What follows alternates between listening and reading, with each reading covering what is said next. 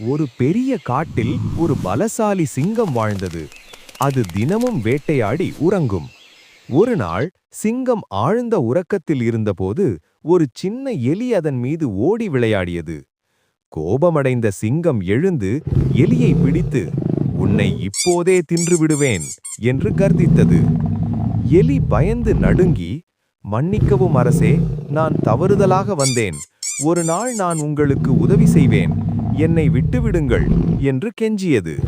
சிங்கம் சிரித்து, "ஒரு சின்ன எலியா எனக்கு உதவி செய்யும்? சரி, போய் வா" என்று விட்டுவிட்டது. சில நாட்கள் கழித்து வேடர்கள் சிங்கத்தை வலையில் பிடித்தனர். சிங்கம் போராடியும் வெளியே வர முடியவில்லை. அப்போது அந்த எலி வந்தது. "அரசே, நான் உதவுகிறேன்" என்று சொல்லி வலையின் கயிறுகளை தீவிரமாக கடித்து அறுத்தது. சிங்கம் விடுதலையடைந்தது.